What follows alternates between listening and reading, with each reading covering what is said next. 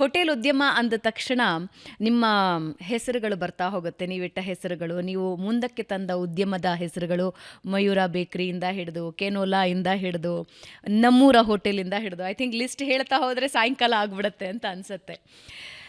ಹೇಗಿದೆ ಸರ್ ಜೀವನ? ಜೀವನ ತುಂಬ ಚೆನ್ನಾಗಿದೆ.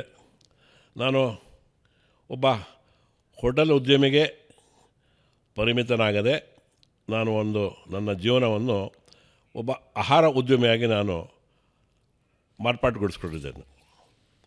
ನಾನೊಬ್ಬ ಆಹಾರ ಉದ್ಯಮಿ ಆಗಬೇಕು ಅಂತ. ಯಾತಕ್ಕೆ ಆಹಾರ ಉದ್ಯಮಿ ಆಗಬೇಕು ಅಂತ ಹೇಳಿದ್ರೆ, ವಿಭಿನ್ನವಾದ ಆಹಾರಗಳನ್ನು ಪರಿಚಯ ಮಾಡಿಸ್ಲಿಕ್ಕೆ ಬರೀ ಹೋಟೆಲ್ ಸೆಕ್ಟರ್ ಒಂದೇ ಆಗಿರಬಾರ್ದು.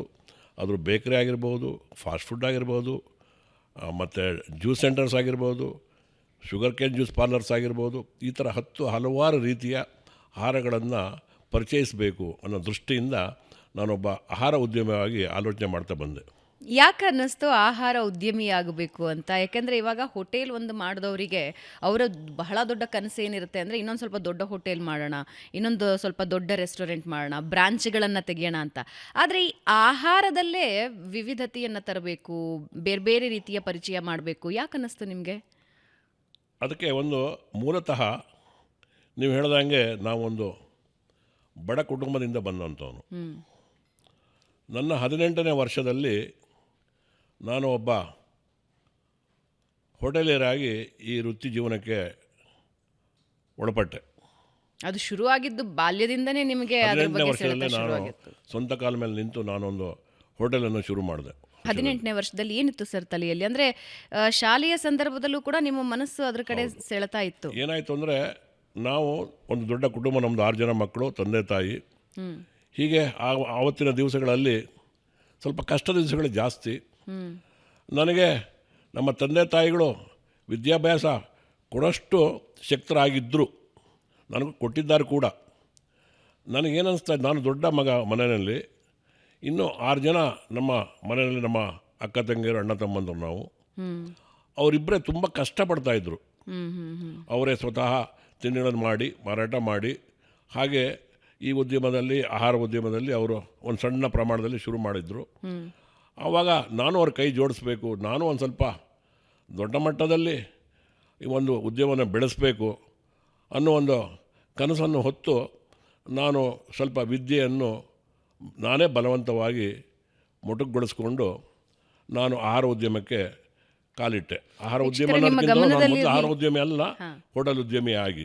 ಓಕೆ, ನಿಮ್ಮ ಗಮನದಲ್ಲಿರಲಿ, ಬಾಲ್ಯದಲ್ಲಿಯೇ ಹೋಟೆಲ್ ಉದ್ಯಮದ ಬಗ್ಗೆ ಅತೀವ ಸೆಳೆತದಿಂದ ಶ್ರೀನಿವಾಸರಾವ್ ಅವರು ತಮ್ಮ ಎಜುಕೇಷನನ್ನು ಪಕ್ಕಕ್ಕಿಟ್ಟರು. ಇದಲ್ಲ ನನ್ನ ಮಾರ್ಗ ಅಂತ ಹೇಳಿ ಅಲ್ಲಿಂದ ಅವರು ಆಯ್ಕೆ ಮಾಡಿಕೊಂಡಿದ್ದು ಹೋಟೆಲ್ ಉದ್ಯಮ ಕ್ಷೇತ್ರ. 18ನೇ ವಯಸ್ಸಿಗೆ ಒಬ್ಬ ಹೋಟೆಲಿಯರ್ ಆಗಿ ಇವತ್ತು ಇತಿಹಾಸ ಬರೆದಿದ್ದಾರೆ ಅವರು.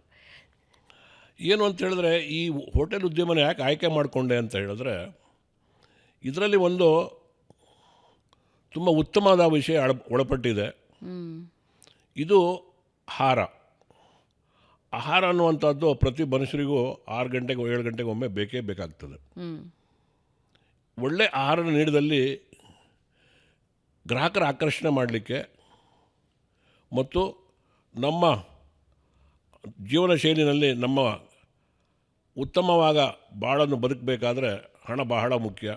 ಇದರಲ್ಲಿ ಹಣವನ್ನು ಸಂಪಾದನೆ ಮಾಡ್ಬೋದು, ಉತ್ತಮವಾದ ಆಹಾರವನ್ನು ನೀಡಿಕೊಟ್ಟು ಅದರಿಂದ ಜನಮನ್ನಣೆ ಗಳಿಸ್ಬೋದು. ಇದಕ್ಕೆ ಯಾವುದೇ ಒಂದು ವಿದ್ಯಾರ್ಹತೆ ಬೇಕಂತಿಲ್ಲ ಆಹಾರ ಮಾಡಲಿಕ್ಕೆ. ಅದು ಮೊದಲನೇ ಆದ ಒಂದು ವಿಷಯ. ಎರಡನೇದಾಗಿ, ಬೇರೆ ಯಾವುದೇ ಒಂದು ಪದಾರ್ಥಗಳನ್ನು ನಾವು ತಯಾರು ಮಾಡಿದ್ರೆ ಅದು ಮಾರ್ಕೆಟಿಂಗ್ ಮಾಡಬೇಕಾದ್ರೆ ಅದಕ್ಕೆ ವ್ಯಯ ಮಾಡಬೇಕು, ತುಂಬ ಕಷ್ಟ ಇರ್ತದೆ. ಅದಕ್ಕೆ ಒಂದು ಇನ್ಫ್ರಾಸ್ಟ್ರಕ್ಚರ್ ಬೇಕು, ಅದಕ್ಕೆ ವರ್ಕಿಂಗ್ ಕ್ಯಾಪಿಟಲ್ ಬೇಕು. ಇದು ಆ ರೀತಿ ಅಲ್ಲ. ಒಂದು ದಿವಸದ ವ್ಯಾಪಾರಕ್ಕೆ ಬೇಕಾಗಿರೋಷ್ಟು ಕಿರಾಣ ಸಾಮಾನನ್ನು ತೊಗೊಂಬಂದರೆ ನಾಳೆ ಬೆಳಗ್ಗೆ ವ್ಯಾಪಾರ ಮಾಡಿ ಇಮಿಡಿಯೇಟಾಗಿ ಅದರದ್ದು ಪ್ರತಿಫಲವನ್ನು ಪಡೆದು ನಾವು ಯಾವುದೇ ಒಂದು ನಮ್ಮ ಕ್ಯಾಪಿಟಲ್ ಇಲ್ಲದೇ, ವರ್ಕಿಂಗ್ ಕ್ಯಾಪಿಟಲ್ ಇಲ್ಲದೇ ಒಂದು ಸಣ್ಣ ಮಟ್ಟದಿಂದ ಈ ಜೀವನವನ್ನು ಸಾಗಿಸಲಿಕ್ಕೆ ಬಹಳ ಉತ್ತಮವಾದಂಥ ಒಂದು ಸೆಕ್ಟರ್ ಯಾವುದು ಕೇಳಿದ್ರೆ ಈ ಫುಡ್ ಸೆಕ್ಟರ್. ಇದರಲ್ಲಿ ನೋಡಿ, ಬಾಕಿ ಯಾವುದೇ ಒಂದು ಸೆಕ್ಟರ್ಗೆ ಹೋದ್ರೂ ಇಮಿಡಿಯೇಟಾಗಿ ನಾವು ಅದರ ಪ್ರತಿಫಲ ಪಡೆಯಲಿಕ್ಕೆ ಸಾಧ್ಯವಾಗೋದಿಲ್ಲ. ಇದರಲ್ಲಿ ಕಷ್ಟಪಟ್ಟು ಮಾಡಿಕೊಂಡಾಗ ಇಮಿಡಿಯೇಟ್ ಪ್ರತಿಫಲ ಸಿಗ್ತದೆ. ಸಣ್ಣ ಸಣ್ಣ ಆ ಶಕ್ತಿ ಕೂಡ ಬದುಕಲಿಕ್ಕೆ ಒಂದು ಉತ್ತಮವಾದ ದಾರಿ ಕೊಡುವಂಥ ಒಂದು ಕ್ಷೇತ್ರ ಇದು. ಹೌದು. ಅಂದರೆ ಆಹಾರ ಉದ್ಯಮ ಹೆಂಗಿದೆ ಅಂತ ಹೇಳಿದ್ರೆ ಎಂದೂ ಸಾಯದ ಉದ್ಯಮ ಅಂತ ಹೇಳ್ತಾರೆ. ಯಾಕಂದರೆ ಮನುಷ್ಯನಿಗೆ ಊಟಕ್ಕೆ ಅಂತ ಖಂಡಿತ ಹಸುವಾಗತ್ತೆ, ಖಂಡಿತ ಒಂದು ಹೋಟೆಲ್ಗೆ ಹೋಗಬೇಕು ಅನಿಸುತ್ತೆ, ತಿಂಡಿ ತಿನ್ನಬೇಕು ಅನಿಸುತ್ತೆ, ಹಬ್ಬ ಹರಿದಿನಗಳಲ್ಲಿ ಮನೆಯವ್ರನ್ನ ಕರ್ಕೊಂಡು ಹೋಗಬೇಕು ಅನಿಸುತ್ತೆ. ಇತ್ತೀಚಿನ ದಿನಗಳಲ್ಲಿ ಹೇಗಾಗಿದೆ ಅಂದರೆ ಸ್ಪೆಷಲಿ ಬೆಂಗಳೂರಿನಂತಹ ನಗರಗಳಲ್ಲಿ ಭಾನುವಾರದೊತ್ತು ಮನೆಯಲ್ಲಿ ಒಲೆ ಹಚ್ಚೋದೇ ಕಮ್ಮಿ ಆಗಿಬಿಡಿದೆ. ಇವತ್ತು ನಾನು ಈ ಹಿಂದೆ ಹೇಳಿದಾಗೆ ಪ್ರತಿ ಮನುಷ್ಯನಿಗೂ ಉಸಿರಿರೋ ತನಕ ಆಹಾರ ಬೇಕೇ ಬೇಕು. ಹೌದು ಬಾಕಿ ಯಾವುದಿಲ್ಲ ಅಂದರೂ ಕೂಡ ತಡ್ಕೊಬಲ್ಲವು. ಹೌದು ಆದ್ದರಿಂದ ಇದಕ್ಕೆ ಯಾವತ್ತೂ ನಿರಂತರ ಸಾವಿಲ್ಲ ಇದಕ್ಕೆ. ಹೌದು. ಆದರೆ ಶ್ರೀನಿವಾಸರಾವ್ ಅವರೇ, ನಾನು ಬಹಳಷ್ಟು ರೆಸ್ಟೋರೆಂಟ್ಗಳನ್ನು ನೋಡ್ತಾ ಇರ್ತೀನಿ. ಮಾಲೀಕರ ಮೇಲೆ ಮಾಲೀಕರು ಚೇಂಜ್ ಆಗ್ತಾ ಇರ್ತಾರೆ. ಹೋಟೆಲ್ ಉದ್ಯಮ ನಡೆಸೋದು ಅಷ್ಟು ಸುಲಭನಾ? ಇಲ್ಲ, ಬಹಳ ಕಷ್ಟ ಇದೆ. ಆದರೆ ಕಷ್ಟ ಅನ್ನೋ ರೀತಿಯಲ್ಲಿ ಹಲವಾರು ಕಷ್ಟಗಳಿರುತ್ತೆ. ಸವಾಲುಗಳೇನೇನು? ಸವಾಲುಗಳಲ್ಲಿ ಏನಂತ ಹೇಳೋದು ನೋಡಿ, ಇದರಲ್ಲಿ ಗುಣಮಟ್ಟ ಖಾತ್ರಿ ಮತ್ತು ದೊಡ್ಡ ದೊಡ್ಡ ಮೇಲಕ್ಕೆ ಏರ್ತಿದ್ದಂಗೆ ನಮ್ಮ ಹ್ಯೂಮನ್ ರಿಸೋರ್ಸ್ ಮಾನವ ಸಂಪನ್ಮೂಲ ಕ್ರೋಢೀಕರಣ, ಇದೆರಡೇ ಚಾಲೆಂಜ್ ಇದೆ ಇದರಲ್ಲಿ. ಗುಣಮಟ್ಟ ಮತ್ತು ಮಾನವ ಸಂಪನ್ಮೂಲ ಎರಡು ಚಾಲೆಂಜಿಂಗು. ಬಾಕಿ ಎಲ್ಲದು ಕಷ್ಟ ಅನ್ನುವಂಥದ್ದು ಎಲ್ಲ ಕ್ಷೇತ್ರದಲ್ಲೂ ಇದೆ. ಕಷ್ಟ ಇಲ್ಲದ ಕ್ಷೇತ್ರ ಯಾವುದಿದೆ ಹೇಳಿ? ಆದರೆ ಒಂದು ಶ್ರದ್ಧೆ ಬೇಕು ಇದರಲ್ಲಿ. ಆ ಶ್ರದ್ಧೆ ಏನಂತ ನಾನು ಹೇಳಲ್ಲ. ಒಂದು ಬಾರ್ನ್ ಬೇಬಿ ಈಗ ತಾನೇ ಹುಟ್ಟಿದ ಮಗು, ಈಗ ತಾನೇ ಹುಟ್ಟಿದ ಮಗುಗೆ ಒಂದಷ್ಟು ಆರೈಕೆಗಳು ಬೇಕು. ಅದಕ್ಕೆ ಆಲನೆ ಪಾಲನೆ, ಅದಕ್ಕೆ ಮಾತಾಡ್ಲಿಕ್ಕೆ ಬರಲ್ಲ, ಹೇಳಲಿಕ್ಕೆ ಬರಲ್ಲ, ನಾವೇ ತಿಳ್ಕೊಳ್ಬೇಕು. ಅದು ಈ ರೀತಿ ಹತ್ರ ತಾಯಿ ಹಾಲು ಕೇಳ್ತಾ ಇದ್ದಾಳೆ, ಇನ್ನೊಂದು ರೀತಿ ಹತ್ರ ಹೊಟ್ಟೆಲಿ ನೋವು ಬರ್ತಾ ಇದೆ ಅಂತ ಅದು ತಾಯಿಗೆ ಮಾತ್ರ ಗೊತ್ತಾಗ್ತದೆ. ಆ ರೀತಿ ಬಾರ್ನ್ ಬೇಬಿ ಕೇರ್ ಇದಕ್ಕೆ ಬೇಕು. ಬಾರ್ನ್ ಬೇಬಿ ಒಂದು ದಿವಸ ಏನಾಗುತ್ತೆ, ದೊಡ್ಡದಾಗುತ್ತೆ, ಅದಕ್ಕೆ ಸಸ್ಟೈನ್ ಬರ್ತದೆ. ಆಹಾರ ಉದ್ದಿಮೆ ಆ ಥರ ಅಲ್ಲ. ಪ್ರತಿ ದಿವಸನೂ ಅದಕ್ಕೆ ಬಾರ್ನ್ ಬೇಬಿ ಕೇರ್ ಬೇಕು. ನ್ಯೂ ಬಾರ್ನ್ ಬೇಬಿ ಕೇರ್ ಪ್ರತಿದಿನ ಯಾತಕ್ಕಂತ ಕೇಳ್ಬೋದು ನೀವು. ಪ್ರತಿ ದಿವಸ ಹೊಸ ರುಚಿ, ಹೊಸದಾಗಿ. ಇವತ್ತು ನಾವು ಬೆಳಗ್ಗೆ ಫ್ರೆಶ್ ಇಡ್ಲಿ ಮಾಡ್ತೇವೆ, ಅದು ಫಾರ್ಮುಲಾ ಮಾಡಿ ಬಿಡ್ಲಿಕ್ಕೆ ಆಗಲ್ಲ. ಚಟ್ನಿ ಮಾಡ್ತೇವೆ, ಫಾರ್ಮುಲಾ ಮಾಡಿ ಬಿಡ್ಲಿಕ್ಕೆ ಆಗಲ್ಲ. ಯಾತಕ್ಕಾಗಲ್ಲ ಅಂತ ನೀವು ಕೇಳ್ಬೋದು.